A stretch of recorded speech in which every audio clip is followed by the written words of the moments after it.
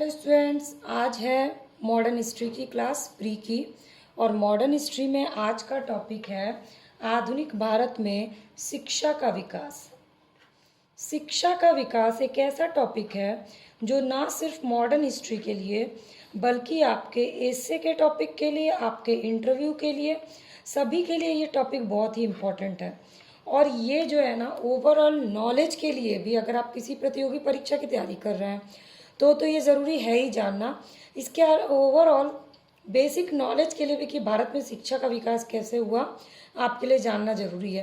पहले मैं ये बता दूं कि ये जो है ना, ये प्री की क्लास सीरीज़ चल रही है और प्री की अब तक मैंने 90 क्लास ली है टोटल, जिसके प्लेलिस्ट की लिंक मैंने डिस्क्रिप्शन बॉक्स में शेयर की है। प्री के क्लास की लिंक 90 क्लास में मैंने लिया है ancient history, medieval history, modern history, economics, polity, Indian geography, world geography, environment और करंट अफेयर्स। तो ये जो है ना 90 क्लास में इन सारे सब्जेक्ट का लिया हुआ है मैंने। और पैटर्न क्या है जीएस कंप्लीट कराने का, पिछले 20 सालों में पूछे गए सभी क्वेश्चंस को कवर करते हुए एनसीईआरटी को कवर करना, खासकर 6 to 12 की कोशिश है। कोई सब विषय ऐसे हैं, कोई टॉपिक जिसमें 6 to 12 की ज़रूरत नहीं है, तो जितनी ज़रूरत हो उतना मैं एनसीईआरटी कवर करा रही हूँ। साथ ही हर सब्जेक्ट की 2 बुक से टॉपिक को कवर करा रही हूँ। और बैक ईयर क्वेश्चन के अलावा फॉरवर्ड लिंक क्वेश्चन, यानी नए क्या क्वेश्चन आपके लिए इंपॉर्टेंट बन सकते हैं, वो भी करा रहे हैं। सबसे खास बात यह है कि ये सारी सीरीज़ जो है ना, ये 15 मिनट की चल रही है, यानी 15 मिनट में आपका एक टॉपिक कंप्लीट करा रही हूँ मैं। तो अगर आप किसी भी तरह की प्रतियोगी परीक्षा की तैयारी कर रहे हैं, चाहे वो यूपीएससी हो, किसी भी तरह का स्टेट पीसीएस का एग्ज़ाम दे रहे हैं, एसएससी का दे रहे हैं, सब इंस्पेक्टर का दे रहे हैं, रेलवेज का दे रहे हैं, बैंकिंग का दे रहे हैं, या फिर जुडिशरी का दे रहे हैं जिसमें जीएस पूछा जाता है, तो किसी भी तरह के कॉम्पिटिटिव एग्जाम की तैयारी के लिए ये कंप्लीट आपका 15 मिनट में एक टॉपिक कंप्लीट हो रहा है। तो प्लीज़ इस वीडियो सीरीज से जुड़िए, फ्री ऑफ कॉस्ट है बिल्कुल, आपको 15 मिनट में एक टॉपिक कंप्लीट हो जाएगा। तो चलिए शुरू करते हैं आज का टॉपिक। चलिए, तो सबसे पहले ये 5 नाम हैं। ये नाम वो हैं जहाँ से प्री में क्वेश्चन पूछे जाते हैं, यानी ये वो कीवर्ड्स हैं जो किसी भी प्रतियोगी परीक्षा में इंपॉर्टेंट होते हैं। तो सबसे पहले वॉरेन हेस्टिंग्स से क्या पूछा गया और क्या पूछा जा सकता है, दोनों को कवर कराते हुए मैं आपको शिक्षा का विकास बताती हूँ। 1781 में वॉरेन हेस्टिंग्स ने कलकत्ता में किसकी स्थापना की? मदरसा की स्थापना की। ये 3 क्वेश्चन पूछे गए। एक तो कहाँ पे स्थापित की थी मदरसा की? कलकत्ता में। कब स्थापित की थी? 1781 में। और मदरसा की स्थापना किसने की थी? वॉरेन हेस्टिंग्स ने। ये पूछे जा चुके हैं। अब अगला जो आपके लिए इम्पोर्टेंट हो सकता है कि इस मदरसा के प्रमुख किसको बनाया गया था, जो कि बहुत इंपॉर्टेंट क्वेश्चन है। मुल्ला मुइजुद्दीन। तो जो 1781 में कलकत्ता में मदरसा की स्थापना वॉरेन हेस्टिंग्स ने की, उसका प्रमुख बनाया गया था मुल्ला मुइजुद्दीन को। प्रमुख को क्या कहा जाता था? किसी भी मदरसे के प्रमुख को कहा जाता था नाजिम। इसके अलावा इस मदरसे में कौन कौन सी भाषा पढ़ाई जाती थी? तो ये भाषा थी फारसी, अरबी और मुस्लिम कानून। और जो इसमें स्नातक ब्रिटिश राज में दुभाषीय के रूप में सहायता करते थे, यानी ट्रांसलेट करते थे, ये काम करते थे। तो आपके लिए इम्पोर्टेंट क्या हुआ? वॉरेन हेस्टिंग्स का से रिलेटेड ये 3 क्वेश्चन जो पूछे जा चुके हैं, और ये 3 क्वेश्चन जो आने वाले दिन में आपसे पूछे जा सकते हैं। तो ये 3 क्वेश्चन मेरे ख्याल से आप लोग के लिए नए रहे होंगे, तो प्लीज़ इसको नोट डाउन कर लीजिएगा। अब चलिए आगे बढ़ते हैं। Jonathan Duncan. अब जोनाथन डंकन, तो जोनाथन डंकन से पूछा गया है क्वेश्चन, 1791 में बनारस के ब्रिटिश रेजिमेंट के प्रयत्नों के बाद बनारस में एक संस्कृत कॉलेज खोला गया। उस संस्कृत कॉलेज को किसने खोला था? तो उसका है आंसर जोनाथन डंकन। अब अगला क्वेश्चन है, पूछा जा सकता है कहाँ खोला गया था? 1791 में तो बनारस में खोला गया था। इसका उद्देश्य क्या था? उद्देश्य था हिंदुओं के धर्म, साहित्य और कानून का अध्ययन करना। हिंदू के धर्म, साहित्य और कानून का अध्ययन करना किसका काम था? संस्कृत कॉलेज का, जो कि स्थापित हुआ 1791 में। कहाँ स्थापित हुआ? बनारस में। किसने स्थापित किया? जोनाथन डंकन ने।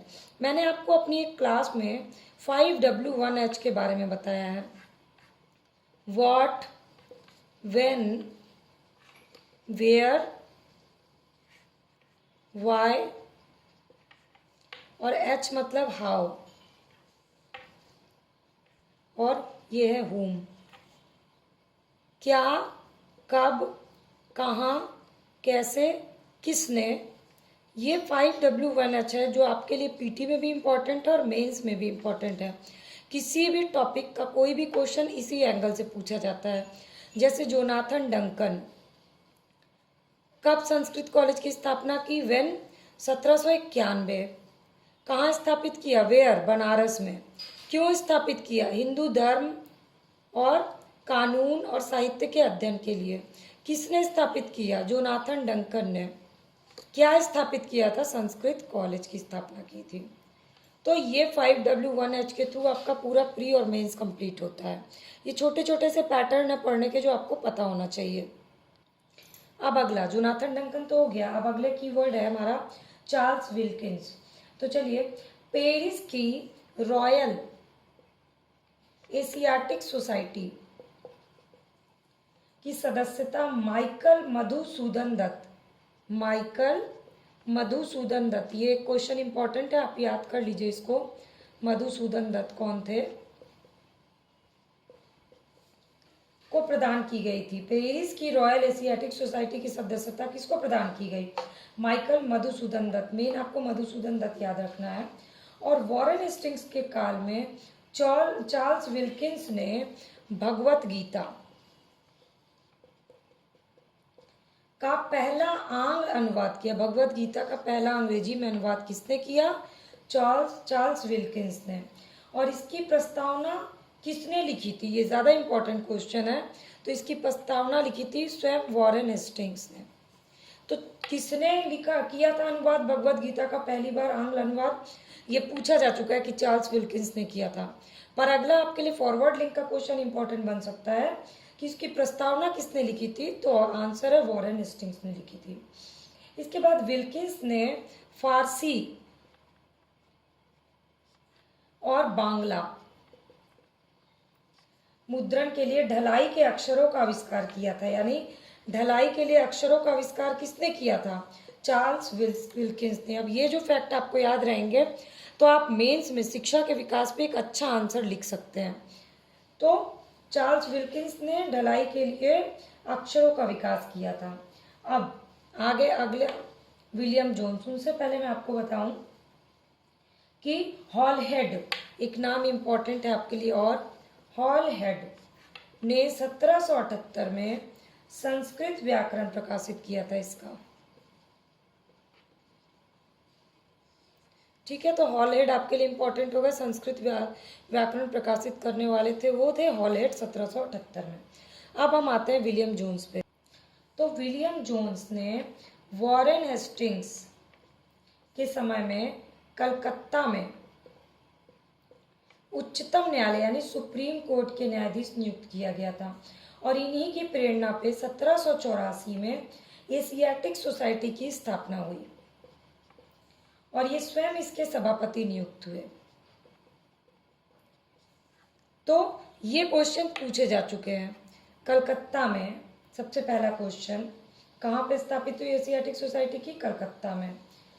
ये कौन थे सुप्रीम कोर्ट के न्यायाधीश? तो सर विलियम जोन्स। कब हुआ था एशियाटिक सोसाइटी की स्थापना? 1784 में। ये क्रम में भी आ सकता है क्योंकि 1781 में मदरसा की स्थापना हुई, 1784 में एशियाटिक सोसाइटी की स्थापना हुई। और संस्कृत कॉलेज की स्थापना कब हुई थी? 1791 में। इसके बाद इसके सभापति कौन थे? स्वयं विलियम जोन्स थे।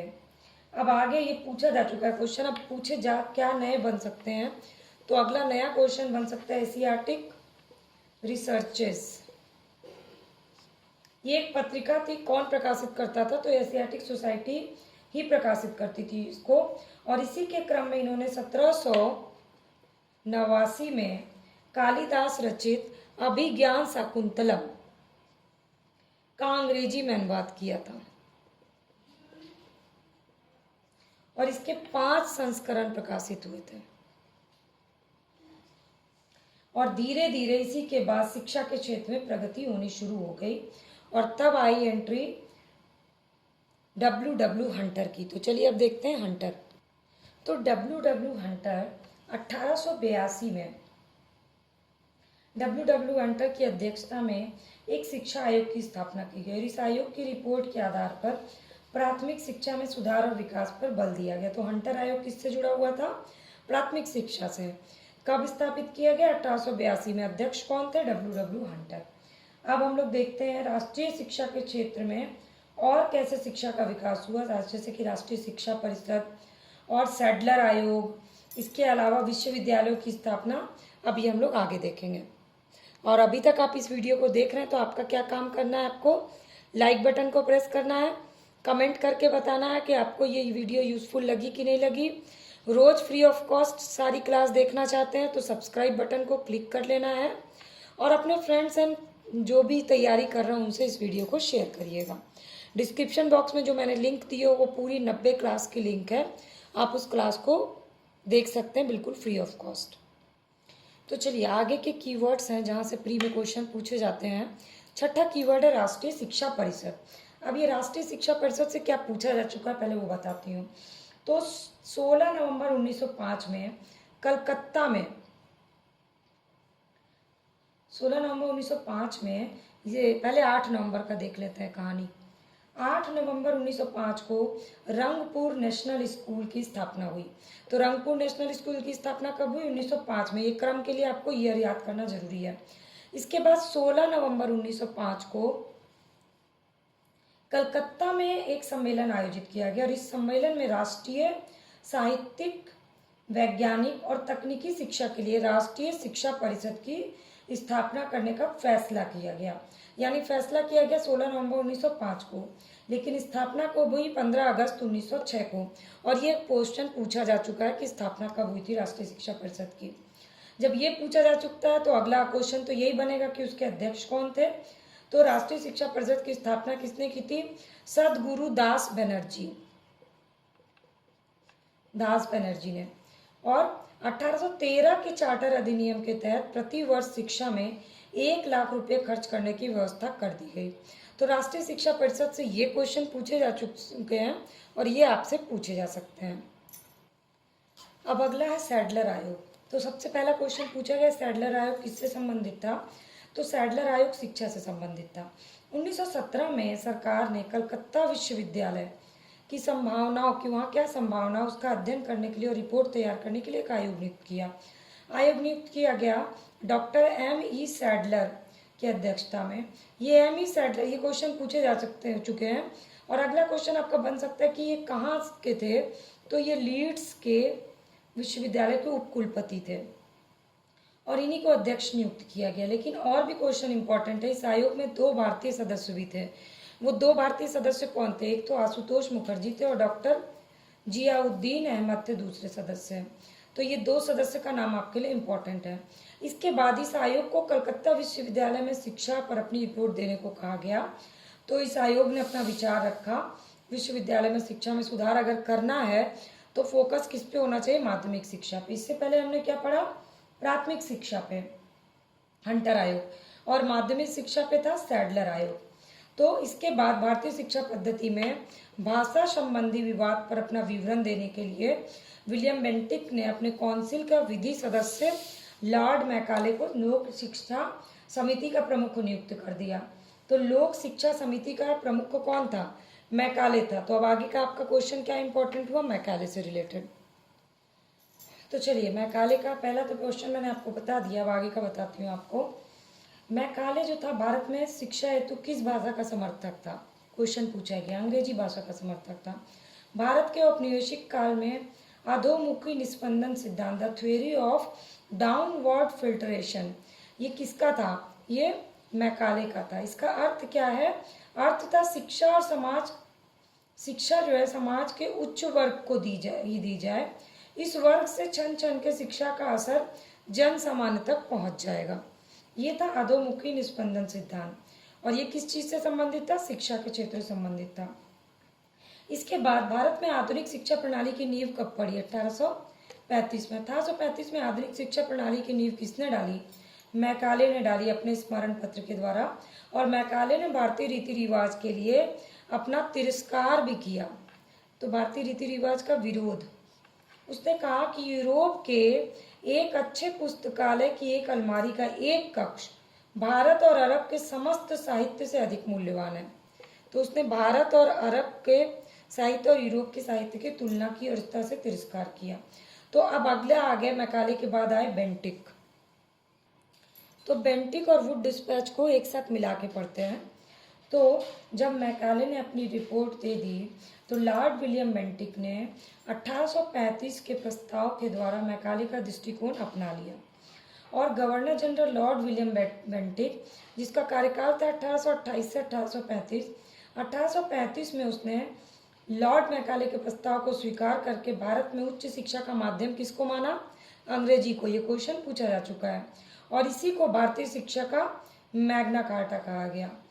और ये था 1854 का चार्ल्स वुड का डिस्पैच।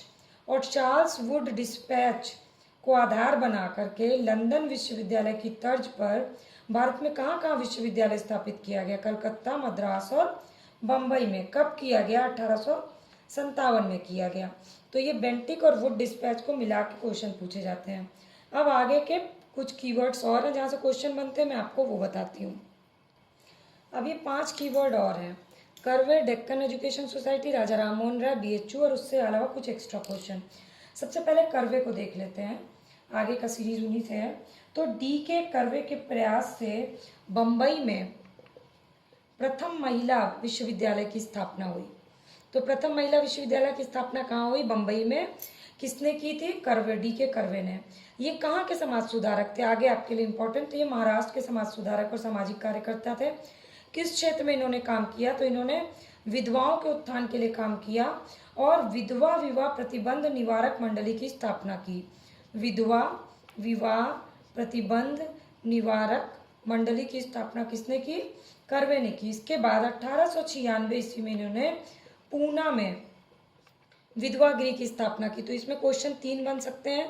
एक तो विधवा गृह की स्थापना किसने की? DK कर्वे ने। कहाँ की? पूना में। और कब की? 1896 में की। उन्होंने स्वयं एक ब्राह्मणी विधवा से विवाह किया था, ये बहुत इंपॉर्टेंट है, और उनको भारत रत्न दिया गया। तो अगला क्वेश्चन है, भारत रत्न उनको कब दिया गया? 1998 में दिया गया था DK कर्वे को। तो DK कर्वे से ये क्वेश्चन पूछे जा चुके हैं और ये आपके लिए इंपॉर्टेंट है पूछे जा सकने के लिए। इसके बाद है डेक्कन एजुकेशन सोसाइटी, जहाँ से क्वेश्चन पूछे गए हैं। तो डेक्कन एजुकेशन सोसाइटी जो है, इसकी स्थापना हुई 1880 में, मूलतः न्यू इंग्लिश स्कूल के प्रारंभ के साथ। न्यू इंग्लिश स्कूल के प्रारंभ के साथ किसकी स्थापना की गई? डेक्कन एजुकेशन सोसाइटी की। कहाँ स्थापित की गई? पुणे में स्थापित की गई। और 1884 में डेक्कन एजुकेशन सोसाइटी की औपचारिक रूप से गठन किया गया। तो मेन है डेक्कन एजुकेशन सोसाइटी का औपचारिक गठन 1884 में। अभी संस्था के संस्थापक में कौन कौन थे? तो VK चिपलूणकर, बाल गंगाधर तिलक और MB नामजोशी, ये 3 लोग थे इसके संस्थापकों में। तो आपके लिए डेक्कन एजुकेशन सोसाइटी का ये क्वेश्चन आ चुका है। ये आपसे पूछा जा सकता है, औपचारिक रूप से कब स्थापित हुई और इसके संस्थापकों में कौन थे। अब चलते हैं राजा राम मोहन राय। इसके बाद आते हैं राजा राम मोहन राय, जो कि आधुनिक शिक्षा के सबसे प्रारंभिक प्रचारक में से एक थे। 1817 में इन्होंने डेविड हेयर और अलेक्जेंडर डफ, हेयर में डैंट्रफ, ऐसे याद कर लीजिए, दोनों का नाम साथ में याद रहेगा, साथ मिलकर के कलकत्ता में हिंदू कॉलेज की स्थापना की। 5 क्वेश्चन बन गए। हिंदू कॉलेज की स्थापना कहाँ हुई? कलकत्ता में। किसने किया? डेविड हेयर, डफ और राजा राम मोहन राय ने। कब किया? 1817 ईस्वी में किया था। इसके बाद अगला आता है आपका BHU। तो भारतीय विश्वविद्यालय में धार्मिक शिक्षा के लिए मदन मोहन मालवीय ने प्रबल रूप से वकालत की और उन्होंने 1916 ईस्वी में BHU की स्थापना की और 1919 से 1938, ये पूछा जा चुका है BHU की स्थापना कब हुई और किसने किया। अगला जो आपके लिए बन सकता है कि मदन मोहन मालवीय कब तक इसके कुलपति रहे? तो 1919 से 1938 तक रहे और इन्होंने हिंदी और अंग्रेजी में हिंदुस्तान, द इंडियन यूनियन, ये लिख लीजिएगा आप लोग, अभ्युदय, मर्यादा, किसान, इन सब ये सब पत्र पत्रिकाएं इन्होंने प्रकाशित की। तो ये 5 हो गए मदन मोहन मालवीय की पत्रिकाएं। Hindustan, the Indian Union, Abhyudaya, Maryada और किसान। अब आपको मैं विविध क्वेश्चन बता देती हूँ। विविध में आपके लिए इंपॉर्टेंट है, मेयो कॉलेज की स्थापना कब हुई? 1875 ईस्वी में। कहाँ हुई थी? अजमेर में हुई थी। मुस्लिम एंग्लो ओरिएंटेड कॉलेज की स्थापना 1875 ईस्वी में अलीगढ़ में। एवं दिल्ली कॉलेज की स्थापना 1824 में हुई थी। ये आपका विविध में ये क्वेश्चन आ सकता है। तो ये हो गया आपका भारत में शिक्षा के विकास से रिलेटेड पूरे प्री में पूछे गए सभी सवालों को कवर करते हुए सारे टॉपिक कवर कर दिया है मैंने। अब आपको क्या करना है, सबसे पहले उठाना है बैक ईयर क्वेश्चन और सॉल्व करना है। देखिए वीडियो देखने के बाद आप कितना सॉल्व कर पाते हैं, और उसके बाद किसी भी एक बुक से आपको रीडिंग कर लेनी है। तो वीडियो अच्छी लगी होगी तो लाइक, कमेंट और शेयर करना मत भूलिएगा।